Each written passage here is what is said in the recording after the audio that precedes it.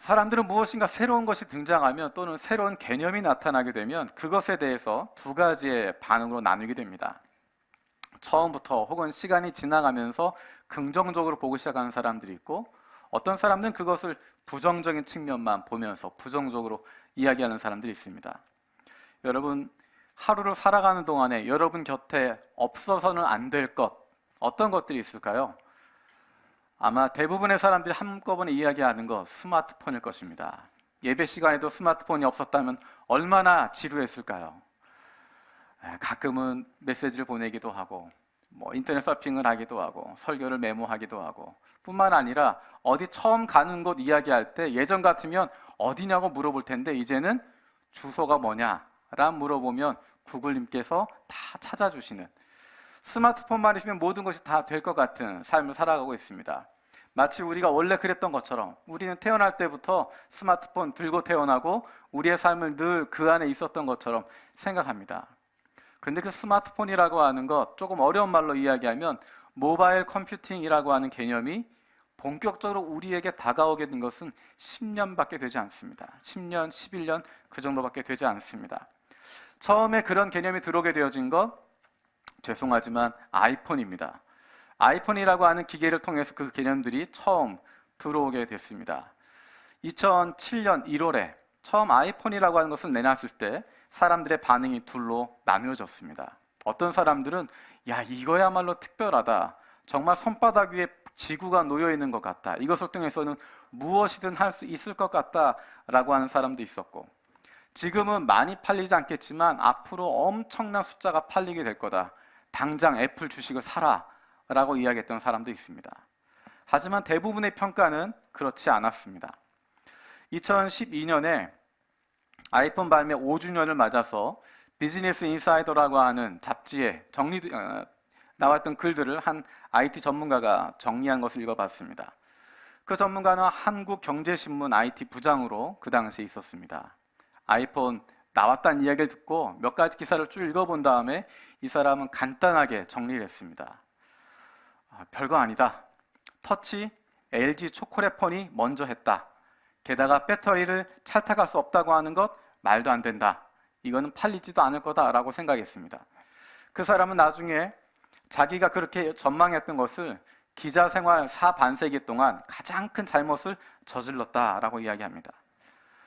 처음에 그것이 나왔을 때 반응이 그랬습니다. 경제 잡지였던 블룸버그라고 하는 잡지에서 이런 칼럼이 실렸습니다. 아이폰은 실패할 거다. 아이폰이 시장에 미칠 영향은 크지 않을 거다. 이유는 세 가지다. 첫 번째, 파티에 너무 늦었다. 이미 선수들이 많이 있다. 많은 제조사가 있다는 겁니다. 둘째, 이동통신 사업자들이 방해할 것이다. 셋째, 경쟁이 치열해서 이기기 어렵다. 이통사들과 폰 메이커들이 카르텔 형성하고 있어서 아이폰은 일부 팬들한테만 팔리게 될 거다. 또 그 당시에 마케팅 잡지였던 마켓워치라고 하는 것은 이렇게 이야기했습니다. 많고 많은 폰 중에 하나가 될 것이다. 지금 폰 시장은 노키아와 모토로라가 꽉 잡고 있다. 마진이 믿기지 않을 정도로 작다. 신참 기업은 경쟁하다 보면 적자를 왕창 내지 않을 수 없다. 아이폰은 3개월만 지나면 구닥다리가 될 것이다. 아이서플라이라고 하는 컨설팅 업체에서 이렇게 이야기했습니다. 부품 가격을 쭉 분석을 한 이후에 아이폰 가격이 499달러 가운데 부품 가격이 245달러밖에 안 된다. 마진이 너무 크다. 그래서 애플이 아이폰 가격을 낮추게 될 거다. 아무리 좋은 미디어폰이라고 하더라도 마진 20%를 넘을 수 없다. 애플이 50%의 마진을 유지할 수 없을 거다라고 이야기했습니다. 실제로 작년 통계에 보면 아이폰 8, 아이폰 8의 마진율은 59%, 아이폰 X의 마진율은 64%를 기록했습니다. RIM이라고 하는 RIM이라고 하는 회사, 우리는 잘 모르는데 블랙베리라고 하는 전화를 만들었던 회사입니다. 그 회사에서 이렇게 이야기했습니다. 애플 아이폰이 블랙베리의 위협이 되지 않을 것이다. 이미 포화 상태에 달해 소비자 선택의 폭이 넓은 시장에 또 하나의 신참자가 등장한 것일 뿐이다. 그리고 여러분 아시는 것처럼 이 회사는 몇 년 지나지 않아서 망했습니다. 아이폰 때문에 망했습니다. 마이크로소프트의 스티븐 발머라고 하는 회장은 이렇게 이야기했습니다. 아이폰이 상당한 시장 점유율을 차지할 기회는 없다.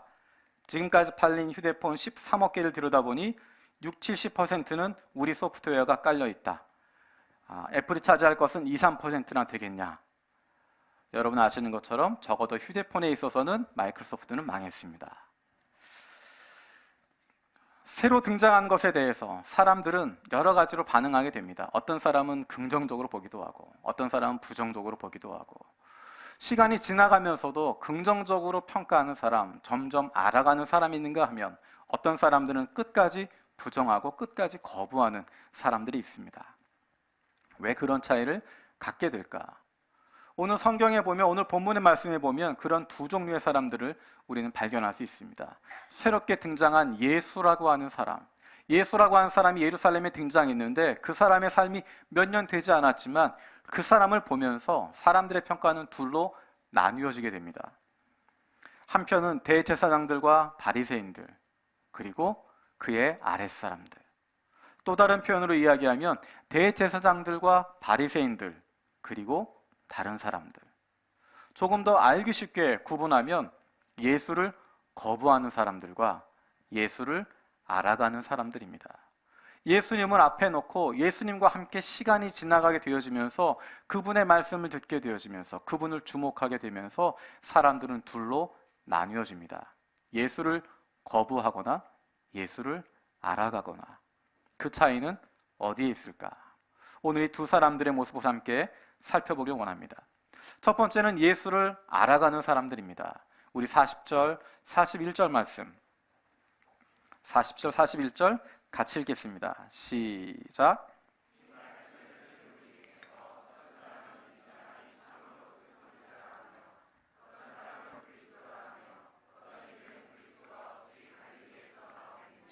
자, 40절에 보면 어떤 사람들은 이 사람은 참으로 그 선지자다라고 이야기했습니다.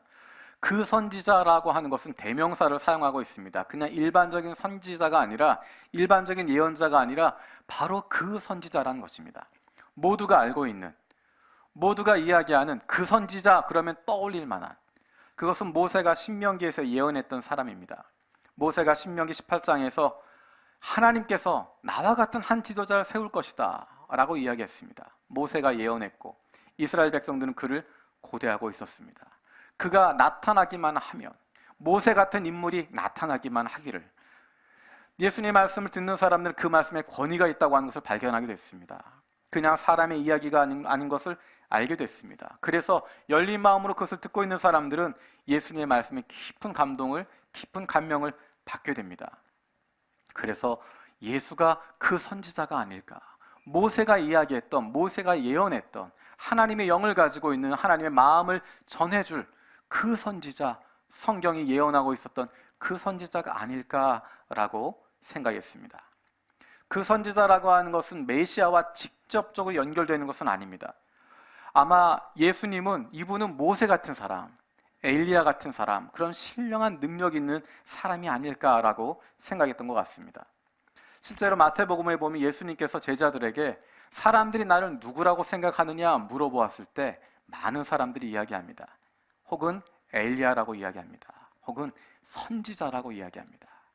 예수를 보면서 이분은 특별하다는 것 알게 되었고, 이분의 말씀을 들으면서 이분은 성경이 예언했던 바로 그 메시아, 그 선지자가 아닐까, 엘리야 같은 사람이 아닐까, 그런 훌륭한 예언자가 아닐까, 그렇게 생각하는 사람들이 있었습니다. 41절에 보면 어떤 사람들은 그리스도다라고 이야기했습니다. 그 선지자라고 하는 것보다 조금 더 앞서게 된 것입니다. 그냥 평범한 사람이 아니라, 한 사람의 종교 지도자가 아니라, 그 선지자의 수준에 머물고 있는 것이 아니라 이분이 바로 메시아가 아니겠냐라는 것입니다. 이분이야말로 성경이 예언했던 그 메시아가 아니겠느냐. 말라기를 통해서 예언하셨던, 구약에서 선지자를 통해서 늘 말씀하셨던 그 메시아, 이분이 바로 그 메시아가 아니겠냐라고 생각하는 것입니다. 40절에 나와 있는 사람들보다 조금 더 생각이 진전된 것입니다. 조금 더 나가게 된 것이고, 조금 더 예수님이 가까이 나가고 있습니다. 그럼에도 불구하고 이 사람들의 한계가 있습니다. 예수님을 그리스도라고 생각하고 메시아라고 생각했는데, 이 사람들이 가지고 있었던 메시아에 대한 생각은, 그리스도에 대한 생각은 자신들의 생각에 붙잡혀 있었습니다. 메시아라고 하는 분은 이 땅에 오셔서 이스라엘을 회복시키실 거야. 우리를 압제로부터 벗어나게 하실 거야. 우리에게 자유를 주실 거야. 로마의 압제에 살고 있는데, 로마에 우리가 눌려 있는데 로마로부터 우리를 해방시켜 주실 거야. 이분이 왕이 되실 거야. 싸움에 전능한 분이 될 거야. 싸우면 이기게 될 거야. 우리가 승리하게 될 거야. 우리는 다시 하나님의 나라로 세워져서 온 땅 위에 전 세계를 군림하게 되어지는, 모든 민족이 우리를 부러운 눈으로 쳐다보게 되어지는, 모든 민족 위에 가장 높은, 가장 뛰어난 민족이 될 거야. 그것을 이루실 분이 바로 메시아야. 그런데 예수가 메시아인 것 같아 라고 이야기하는 것입니다. 이러한 이야기는 예수님께서 보리떡 5개와 물고기 2마리로 수많은 사람들을 먹이셨을 때 사람들이 보였던 반응이 바로 그것이었습니다. 그냥 배부리 먹고 끝나는 것이 아니라 그들이 생각하게 됩니다.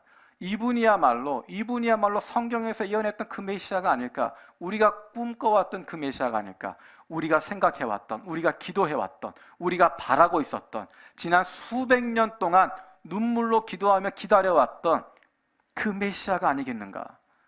이분을 왕으로 삼자, 이분을 임금으로 모시자. 그러면 이분이 선봉에 서시면 놀라운 기적을 행하시고 로마 군대를 물리치실 것이고, 수많은 사람들이 이 예수를, 그 기적을 보면서 이 뒤를 따르게 될 것이고, 온 민족이 한 마음이 되어서, 온 민족이 하나가 되어서 이스라엘을 회복하게 되어지고, 이 땅 위에 하나님의 나라 이스라엘을 회복하고, 그동안 우리를 압제했던, 우리를 핍박했던 그 로마 멸망시켜버리고 온 세상의 주인으로서의 자리를 우리가 차지할 수 있을 거다. 이 예수라면, 지금까지 이 사람이 보였던 그 이적과 놀라운 능력이라고 한다면, 이 사람이 말하는 그 정도의 언변이라고 한다면 충분히 할 수 있다고 생각하고 예수를 억지로 임금으로 세우려 했다라고 이야기합니다. 예수를 그리스도가 아니냐라고 이야기했던 사람, 그들은 메시아를 임금으로 생각했고 정치적인 구주로 생각했고 힘으로 구출할 사람으로 생각했기 때문에 예수님께서 아무런 능력 없이 고난을 받으실 때, 십자가에 달려 돌아가실 때, 죽임을 당하실 때 그들은 다 예수님을 떠나게 되었습니다. 그들의 마음속에 가지고 있었던 그리스도는 이런 사람이 아닐까, 이래야 하지 않는가, 이런 사람이 그리스도, 이런 분이 바로 메시아일 거라고 생각했던 그들의 마음에 있었던 것이 예수님을 올바르게 바라보지 못하도록 했습니다. 또 한 가지는 그들이 가지고 있었던 생각입니다. 그리스도라고 생각하기에는 그리스도처럼 보이긴 하지만 갈릴리 출신이라고 하는 것이 마음에 걸렸습니다. 갈릴리 출신이 어떻게 메시아가 될 수 있겠나? 갈릴리 출신이, 저 촌구석 갈릴리에 살고 있는 사람이, 그 사람이 어떻게 그리스도가 될 수 있겠나? 그 사람은 다윗의 자손이어야 되는데, 그 사람은 베들레헴에서 태어나야 되는데, 그들이 가지고 있었던 생각, 그들이 가지고 있었던 편견, 그동안에 가지고 있었던 그것 때문에 예수를 그리스도라고 인정하지 못하게 되어졌습니다. 예수님 앞에 있었던 많은 사람들은 그가 그 선지자라고 생각하기도 하고 그리스도라고 생각하기도 하고, 한편으론 그리스도 같기는 하지만 무언가 마음에 꺼림직한 부분이 남아있기도 한 그런 상태로 예수님을 보고 있었습니다.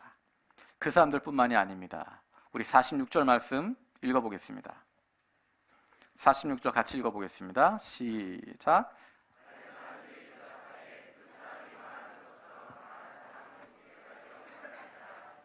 아랫사람들이 대답하되 라고 되어 있습니다. 이 아랫사람들은 32절에 등장하는 사람들입니다. 32절에 대제사장들과 바리새인들이 예수를 잡으려고 사람들을 보냈습니다. 아랫사람들을 보냈다라고 이야기합니다. 예수님에 대한 소문이 점점점 커지게 됩니다. 예수님이 초막절에 예루살렘에 올라오셔서 말씀을 하시니까, 선포하시니까, 내가 누구다라고 하는 거 보여주시니까 그 말씀을 들으면서 사람들이 웅성웅성거리기 시작했습니다. 많은 무리 안에 수군거리는 것들이 생겼습니다. 저 사람이 정말 예수가 그리스도가 아닐까? 저 사람이 정말 그 선지자가 아닐까? 저 사람이 정말 하늘에서 온 사람이 아닐까? 대제사장들과 바리새인들은 그것을 보면서 염려하는 마음으로 예수를 잡아오라고 그의 하수인들을, 아랫사람들을 보냈던 것입니다. 그런데 이 아랫사람들이 예수를 잡으러 갔다가 예수의 이야기를 듣고 그 자리에 함께 서 있다가 예수의 선포를 듣게 되어지면서 그들의 마음이 달라지게 됩니다. 그들의 마음 가운데 새로운 변화를 겪게 되어집니다. 그리고 돌아와서 빈손으로 돌아오게 되어집니다. 그리고 이야기한 것이 46절의 이야기입니다. 그 사람이 말하는 것처럼 말한 사람은 이때까지 없었나이다. 그 사람이 말하는 것처럼 예수가 말하는 거 들어보니까 이런 이야기 내가 들어본 적이 없습니다. 이 사람처럼 말하는 사람 내가 익히 본 적이 없습니다. 누구의 아랫사람입니까? 대제사장들과 바리새인들의 아랫사람이라고 이야기합니다. 이 사람들은 허구한 날 대제사장들의 이야기, 바리새인들의 이야기 많이 들었던 사람입니다. 그거 배웠던 사람이고 들었던 사람인데 그들이 이야기합니다. 예수처럼 말하는 건 내가 들어본 적이 없다라고 이야기합니다. 그들 마음에 놀라운 변화가 있었다고 이야기하고 있는 것입니다. 그것에 대해서 대제사장들과 바리새인들은 분노해서 이야기합니다. 우리 47절에서 49절 47절 49절입니다. 읽겠습니다. 시작.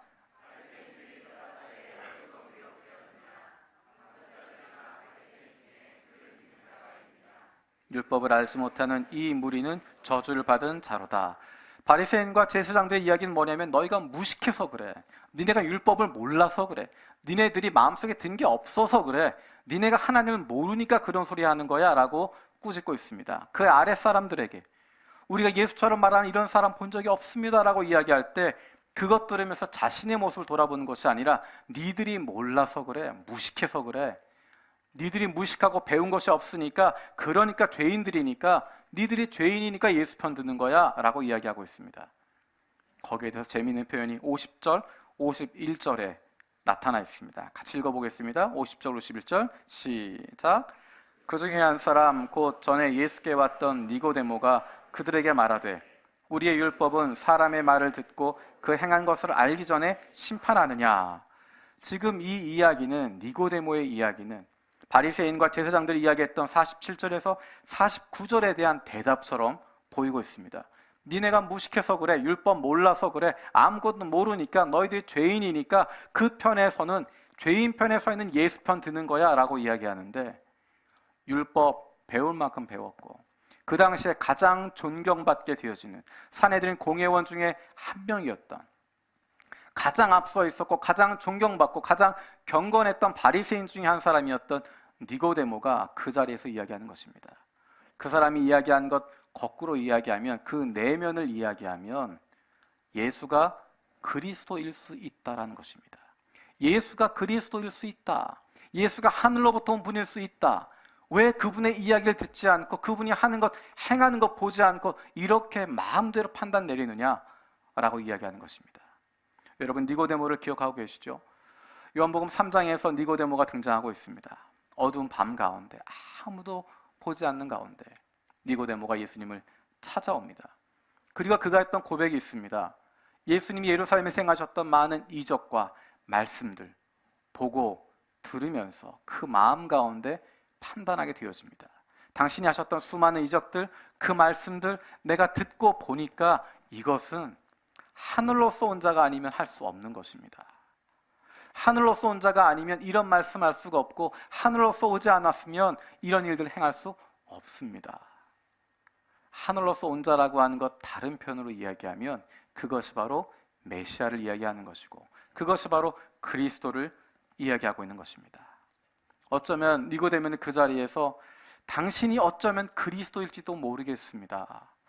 나는 당신이 메시아처럼 보입니다. 고백하고 있는 것입니다. 율법을 알지 못하기 때문에 무식하기 때문에 죄가 많기 때문에 그래서 예수를 알게 되고 믿게 되는 것이 아니라는 것입니다. 단순하기 때문에 하나님의 뜻을 깊은 뜻을 알지 못하기 때문에 표면적이고 죄인의 편에 서고 있는 예수에게 나아가고 그분 따르게 된다는 것 아닙니다.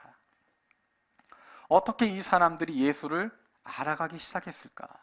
어떻게 니고데모가 예수를 알아가기 시작했고 어떻게 이 아랫사람들이 예수를 알아가게 되었고 어떻게 그 무리 중에 있는 사람들이 예수를 알아가게 되었을까? 그것은 단순합니다. 그들은 들었습니다. 예수님의 말씀을 들었습니다. 어떤 이유에서라도 그 앞에 있었고 귀를 기울였습니다. 예수 앞에 나온 사람들이 모두가 예수를 그리스도라고 고백하기 위해서 나왔을까? 그렇지 않습니다. 모두가 예수를 존경하는 마음에 나왔을까? 그렇지 않습니다. 모두가 예수를 사랑하기 때문에 나왔을까? 그렇지 않습니다. 예수 앞에 나오는 사람들은 여러 종류의 사람들이 있었습니다. 어떤 사람들은 빵을 얻기 위해 온 사람도 있었습니다. 요한복음 5장에서 나와 있었던 예수님께서 보리떡 5개와 물고기 2마리로 수많은 사람들을 먹이셨던 그 사건 기억하면서, 그것 목격하면서 그 자리에 있었던 사람이거나, 또는 그 이야기를 들었던 사람이거나, 내가 예수님께 나아가면 무언가 먹을 게 생기지 않을까, 무언가 내가 가지고 있는 육신의 필요를 채울 수 있지 않을까, 내가 가지고 있는 이 문제에 대한 해답을 발견하지 않을까, 이분이 풀어주시지 않을까, 그런 마음을 가진 사람들이 있었을 것입니다. 어떤 사람들은 예수님의 이야기가 속 시원하기 때문에 그 앞에 나왔을 것입니다. 예수님이 처음 예루살렘에 등장하셔서 하셨던 것, 예루살렘 성전을 뒤집으신 것입니다. 그리고 뭐라고 말씀하시냐면, 내 아버지의 집을 너희가 강도의 구렬로 만들었다라고 이야기합니다. 강도의 소굴로 만들었다라고 비난하십니다. 그 당시에 있던 사람들은 모두가 알고 있습니다. 그 강도가 누구인지. 그 강도가 누구인지 다 알고 있는데, 대제사장 그 가문이 그 강도였고, 종교 지도자들의 강도였고, 그 앞에 서 있는 사람이 강도라는 건 누구나 다 알고 있었는데 아무도 이야기할 수 없었던 것, 아무도 말하지 못했던 것, 헤롯에 대해서 비판하지 못했던 것, 종교 지도자들의 외식하는 것에 대해 비판하지 못했던 것, 예수님은 아무런 여과 없이 그것들을 이야기하고 있습니다.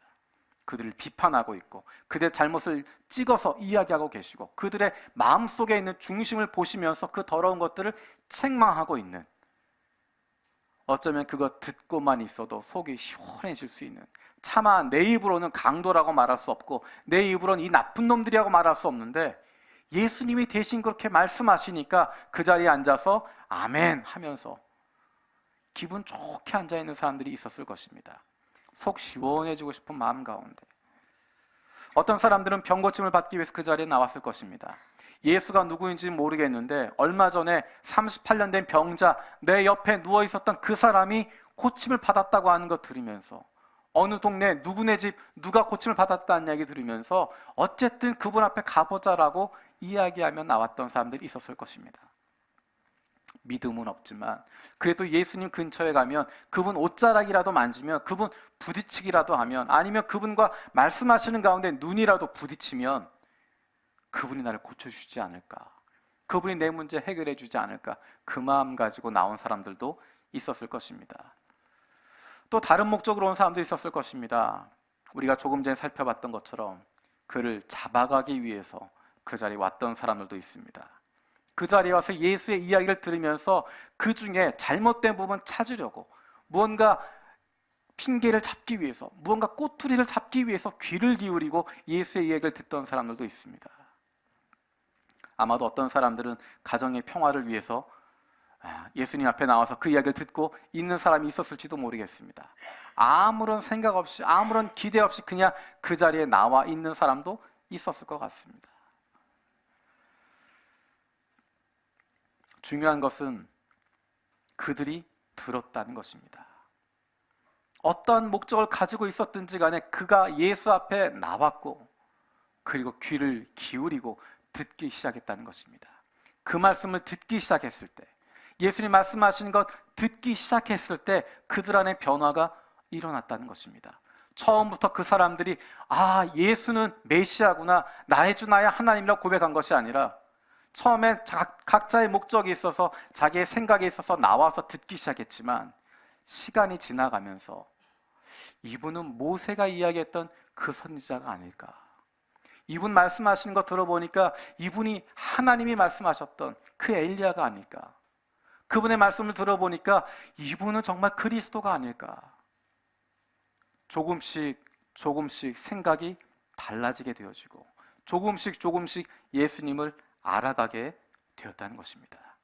예수에게 주목하기 시작했을 때, 예수의 음성에 귀를 기울이기 시작했을 때 예수를 알아가기 시작했습니다. 어떠한 이유에서라도 귀를 기울이고 듣는 것이 중요합니다. 어떠한 이유에서라도 귀를 기울이고 듣는 것입니다. 리 스트로베리라고 하는 사람이 있습니다. 제가 전에도 말씀드린 적이 있지만 이 사람은 시카고 트리뷴이라고 하는 신문사에 아주 뛰어난 기자였습니다. 무신론자였습니다. 그래서 무신론자였던 아내와 결혼하게 되어집니다. 그래서 무신론자 가정을 만들고 그렇게 행복하게 살아가고 있는데 어느 날 그 행복을 깨트리는 사건이 일어나게 됩니다. 사랑했던 무신론자 아내가 예수를 믿기 시작한 겁니다. 그래서 그 가정은 위험해졌다고 생각했습니다. 이 사랑하는 가정이 깨지게 되었다고 생각했습니다. 그래서 이 가정을 구할 수 있는 단 한 가지 방법은 그 아내로 하여금 다시 무신론으로 돌아오게 하는 것. 그 사명감을 갖게 됩니다. 어떻게 하면 이 아내의 믿음을 없앨 수 있을까? 어떻게 하면 예수를 믿지 못하게 할까? 그는 여러 가지 방법을 찾고 사람들을 만나게 됩니다. 그러는 가운데 예수의 부활이 사실이 아니라는 것만 증명하면 그 사람들의 믿음이 다 무너질 거다라는 얘기를 듣습니다. 논리적으로 따져보니까 예수의 부활만 이것이 거짓이라고만 증명해주면 예수를 믿는 믿음 자체가 무너지게 된다는 것입니다. 그래서 그는 열심히 공부를 시작합니다. 기자답게 여러 가지 심층적으로 고민하게 되어집니다. 어떠한 이유가 있을까 책들을 찾아보기도 하고 사람들을 만나보기도 하고 성경을 읽어보기도 하고 예수의 부활이 거짓이라고 하는 것을 증명하기 위해서 그것을 증거하기 위해서 열심히 사람들을 만나고 공부하고 심층적으로 취재를 하게 되어집니다. 그 결과로 얻게 되어진 것은 이 세상의 어떠한 역사적인 사건보다 예수의 부활 사건 그것만큼 역사적이고 사실인 것이 없다라는 것입니다. 수많은 사람들이 그것이 사실인가 아닌가 증명하려고 노력했었던 것이고 이것만큼 명확한 사실이 없다라고 하는 것을 증명하게 됩니다. 그 과정을 영화로 만든 것이 예수는 역사다라고 하는 영화고 그가 썼던 많은 책들이 특종 예수 사건, 예수는 역사다, 또 창조 설계의 비밀 이런 여러 가지 책들이 있습니다. 처음 시작할 때는 예수 믿는 신앙을 꺾어버리기 위해서 예수의 부활이 사실이 아니라고 하는 것 증명하고 싶은 마음에 시작했습니다. 아랫사람들 오게 되어진 것 예수를 잡아갈 핑계를 구하기 위해서 그 핑계를 잡기 위해서 예수께 나아왔습니다. 그런데 귀를 기울이고 듣기 시작하니까 주목해서 예수를 바라보기 시작하니까 그분을 주목하고 그에게 귀를 기울이고 마음을 다하고 듣기 시작하니까 그 안에 변화가 일어나게 됐습니다. 율법 잘 모르는 사람들이었지만 어쩌면 죄인들이었을 수도 있겠지만 어쩌면 종교 지도자들이 보았을 때 모자란 사람들일 수 있지만 저주받을 사람들일 수 있겠지만 예수님에 대해서 전혀 다른 마음을 가지고 시작했던 사람일 수 있지만 그들이 예수님에게 귀를 기울이고 그 이야기를 듣기 시작할 때 처음에는 병 낫기 위해서 출발했지만 처음엔 빵을 구해서 출발했지만 처음엔 다른 이유로 시작했지만 시간이 지나가면서 진정으로 예수님께 귀를 기울이게 되어지면서 그 말씀을 읽어가면서 하나님의 말씀인 성경을 한 절 한 절 읽어가는 과정을 통하여서 그 안에 변화가 일어나게 되어집니다. 그 안에 예수를 알아가는 사건들이 일어나게 되어집니다. 저와 여러분들 모두에게 하나님의 말씀을 통한 변화가 날마다 예수님을 조금씩 더 알아갈 수 있는 변화가 나타나게 되어지기를 축복합니다. 오늘 본문에 등장하고 있는 두 번째 사람은 예수를 거부하는 사람들입니다.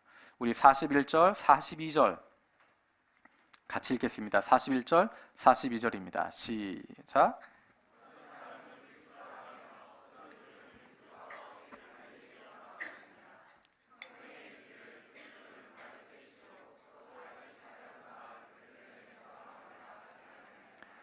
예수가 그리스도일 수 없다라고 하는 것이 무엇이라고 이야기하냐면 예수가 갈릴리 사람이라 그렇다는 것입니다. 그리스도는 메시아는 다윗의 자손이어야 된다. 그러니까 베들레헴에서 태어났어야 된다라고 이야기하는 것입니다. 그들이 가지고 있는 지식, 그들이 가지고 있는 생각, 그것이 예수를 만나지 못하게 하고 예수를 거부하게 만들고 있습니다. 똑같은 이야기가 52절에도 등장합니다. 우리 52절 같이 읽어보겠습니다. 시작.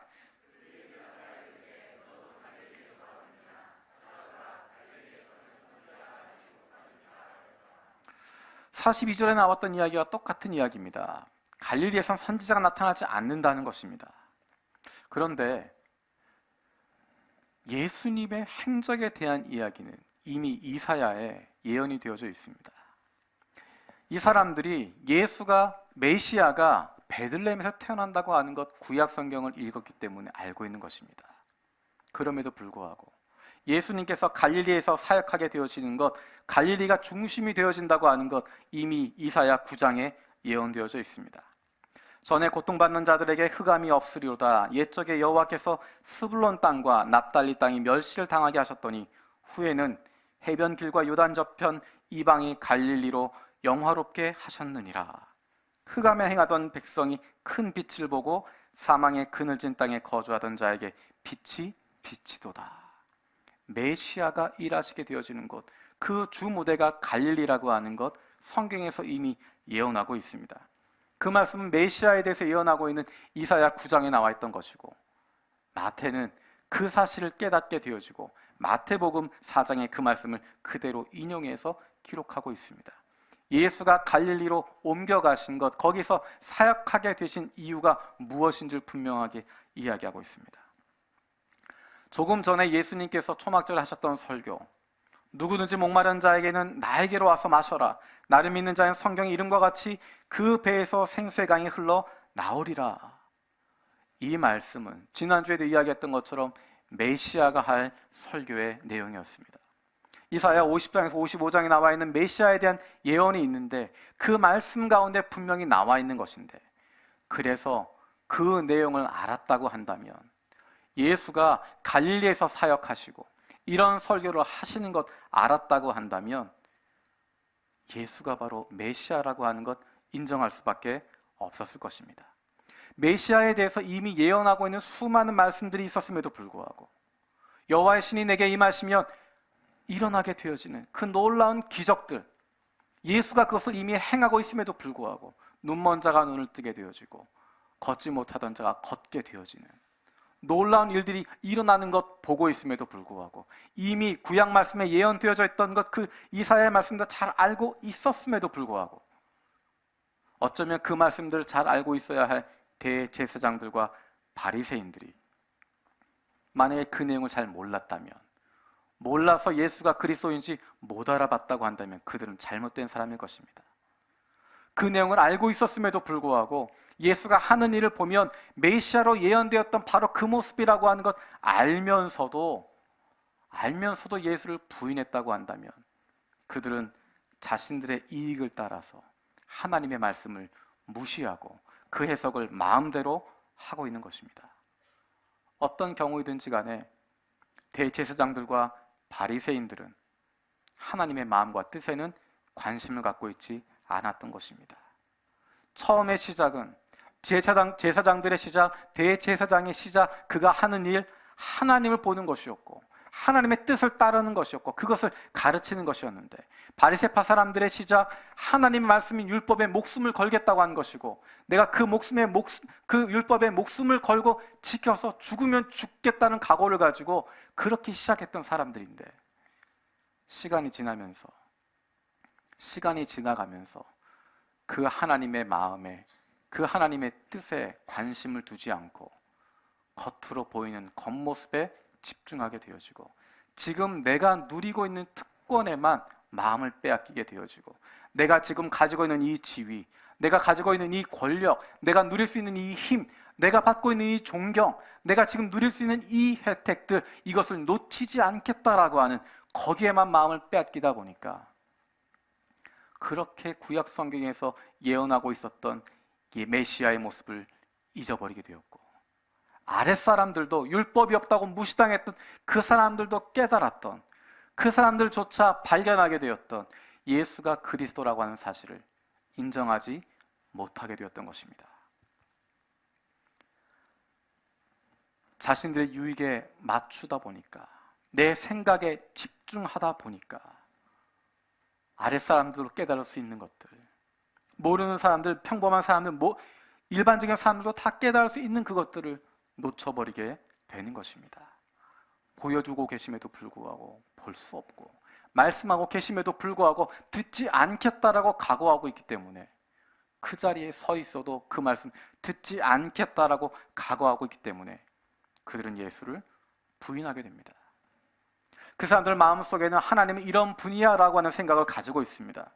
하나님이 이렇게 율법을 주신 분이야, 이 율법을 어기면 벌받게 되는 거야, 이 율법 조항 한 조항 한 조항 이것을 지키는 것이 하나님을 기쁘시게 하는 것이야 라고 생각하고, 하나님은 사람을 살리는 존재가 아니라 사람을 심판하고 사람을 죽이기 위해서 율법을 만들었다고 생각하시고, 우리가 그 율법을 수호하는 사람들이라고, 우리가 대제사장들이, 바리새인들이 우리가 율법을 수호하는 사람들이고, 이것을 무너뜨리면 우리의 기반 조체가 무너진다고 생각하면서 하나님을 알아야 될 사람들이, 하나님을 올바르게 섬겨야 될 사람들이 하나님이 누구신지 알지 못하고 자신들 마음속에 스스로의 우상을 만들어 놓고 스스로의 대상을 만들어 놓고 하나님은 이런 분이셔야 해 라고 이야기하고, 내가 믿는 하나님은 이런 분이셔야 해 라고 이야기하면서 오히려 그 안에 하나님이 아닌 또 다른 존재를, 나만의 우상을 만들어 놓고 그 우상을 섬기는, 우상 숭배하고는 모습을 가지고 있었던 것입니다. 십계명에서 가장 중요하게 이야기하는 규정이 무엇일까? 1계명, 2계명, 3계명. 너는 나 외에 다른 신들을 내게 두지 말지니라. 너를 위하여 새긴 우상을 만들지 말고, 또 위로 하늘에 있는 것이나 아래로 땅에 있는 것이나 땅 아래 물속에 있는 것에 어떤 형상도 만들지 말며 그것들에게 절하지 말며 그것들을 섬기지 말라. 너는 내 하나님 여호와의 이름을 망령되이 부르지 말라. 이 세 가지 계명의 가장 중심은 하나님을 하나님으로 인정하라는 것입니다. 네 마음대로 바꾸지 말라는 것입니다. 사람의 마음대로, 섬기는 사람 마음대로, 내 마음에 드는 대로 바꾸지 말라는 것입니다. 단순히 눈에 보이는 형태로 바꾸는 것이 아니라 내 마음이 편한 대로, 내 마음이 가는 대로, 내가 그동안 믿어왔던 대로 하나님은 이런 분일 거야 라고 내 마음속에 우상을 만들어 놓고 그 우상을 섬기지 말라는 것입니다. 그것도 우상 숭배라고 말씀하시는 것입니다. 어쩌면 대제사장들과 바리새인들은 율법을 지키는 사람 같았지만 오히려 율법이라고 하는 이름을 가지고 그 안에 새로운 하나님의 형상을 만들어 놓고 자신들의 우상을 만들어 놓고 자기들의 욕심을 채워줄 대상을 만들어 놓고 그것을 하나님을 섬기는 것처럼 우상 숭배하고 있었던 그런 모습이 아닌가 생각합니다. 하나님이 이야기하십니다. 나는 너를 애굽 땅 종되었던 집에서 인도하여 낸 내 하나님 여호와니라. 그 여호와 하나님만 섬기라는 것이고 그분만 붙잡으라는 것이고 그분만 신뢰하라는 것이고 그분만 믿으라는 것이고 그분만 따르라는 것입니다. 그분을 시각적으로 보여줄 수 있는 육신의 몸으로 오신 그분이 바로 예수님이신데 그분에게 귀를 기울이지 않으니까, 그분의 말씀을 듣지 않으니까, 내 마음속에 이미 만들어 놓은 우상이 있어서 그 우상에게 맞추다 보니까 하나님이 이 땅에 오셨는데 그분을 하나님으로 인정하지 못하게 되고 하나님의 백성이라고 불릴 사람들이 하나님을 오히려 거부해버리게 되어지고, 더 나아가서는 그 하나님을 모른다 이야기하고 그 하나님을 십자가에 못 박아 죽여버리게 되어지는, 하나님 나라를 위해서도 아니고 예수가 중심이 되어 반란이 일어나면 그동안 우리가 가지고 있었던 권위, 우리가 누렸던 기득권, 우리가 지금까지 가져왔던 이 모든 거 다 빼앗길까 봐 오히려 로마 제국에 승복하고 있는 것이, 로마 제국이 우리를 다스리고 있는 것이 훨씬 더 좋은데,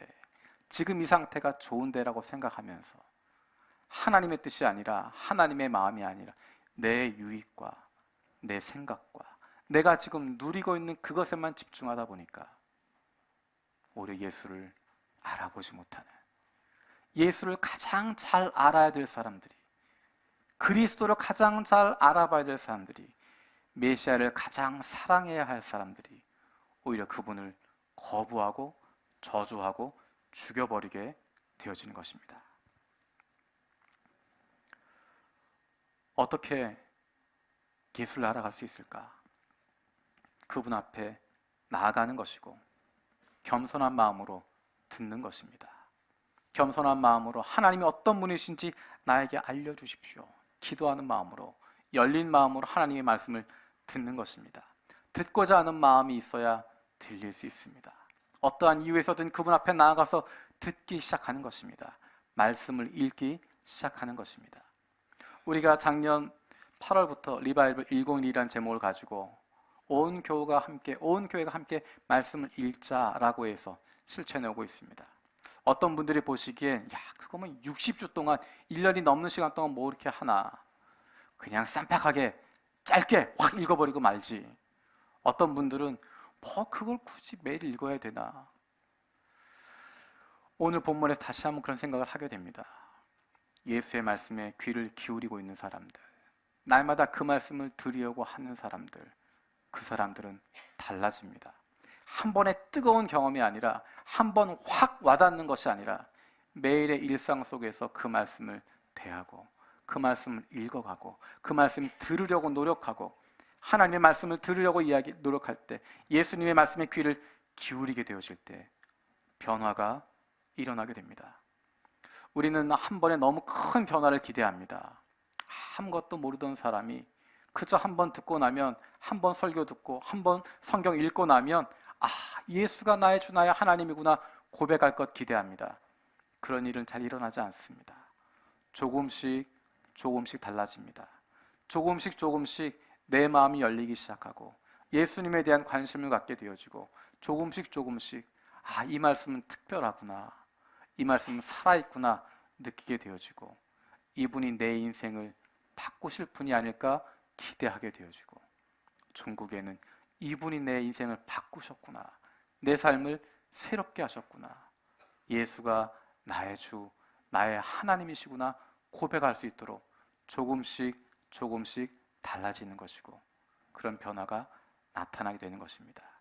하나님의 말씀을 가까이 하는 것을 통하여서, 매일마다 그분에게 귀를 기울임을 통하여서 예수님을 알아갈 수 있는, 예수님을 사랑할 수 있는, 예수님과 함께 할 수 있는 저와 여러분들 되었으면 좋겠습니다. 우리 그 마음을 담아서 함께 찬양했으면 좋겠습니다. 예수 하나님의 공의.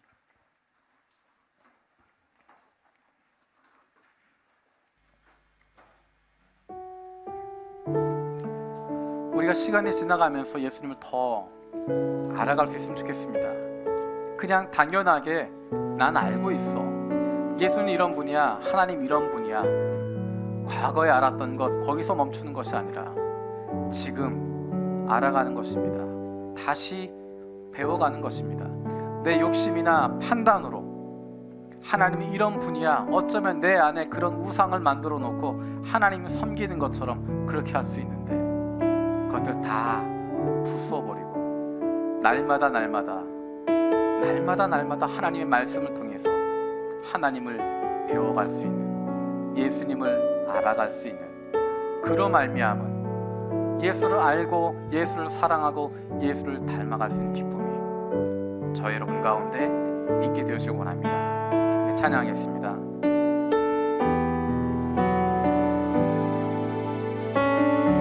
예수 하나님의 공의.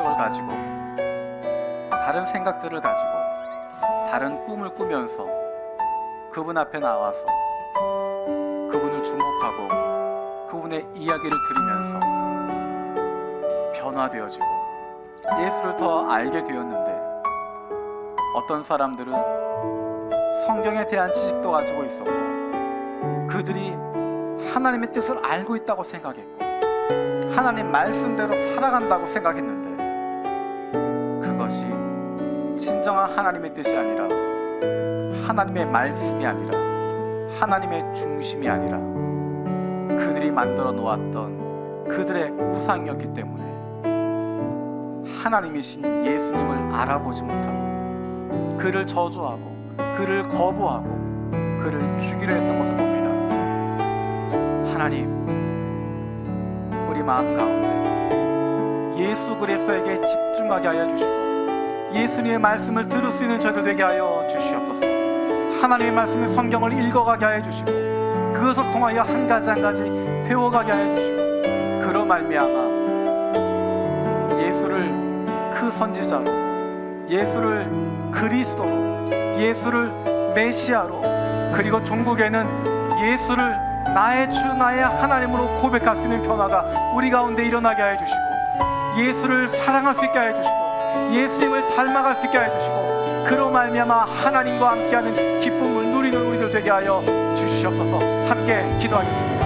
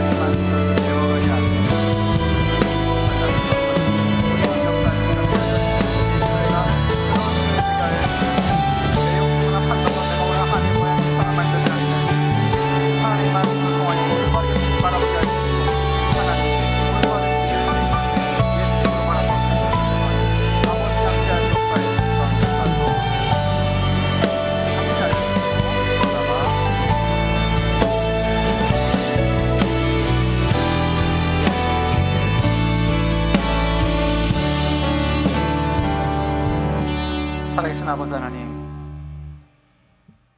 여러 이유를 가지고 예수님께 나왔던 사람들이 배운 것 없고 율법도 모르고 죄 많은 사람들이었지만, 욕심 가지고 있는 사람들이었지만, 불순한 의도를 가지고 있는 사람들이었지만, 예수님께 나와서 그에게 귀를 기울이니까, 그 말씀을 들으니까, 그분에게 집중하니까 변화되어지고 예수님을 조금씩 알게 되었던 것처럼, 하나님, 우리도 하나님의 말씀인 성경을 통하여서 하나님을 알아가게 하여 주시고 예수님을 알아가게 하여 주시옵소서. 어쩌면 내가 가지고 있던 경험이, 내가 가지고 있던 생각이, 그동안 이렇게 해왔어, 이렇게 믿어왔어 라고 생각했던 그것이 어쩌면 우리 안에 또 다른 우상처럼 세워져 있지 않게 하여 주시고, 하나님 그것 내려놓게 하여 주시고 다시 시작하게 하시고 다시 하나님의 말씀에 사로잡혀서 하나님 말씀하시는 그것에 귀를 기울일 수 있는, 하나님 알아갈 수 있는, 그래서 더 많이 하나님 사랑할 수 있는, 그래서 하나님의 자녀인 것을 기뻐할 수 있는 저희들 되게 하여 주시옵소서. 감사드리고 예수님의 이름으로 기도드립니다. 아멘.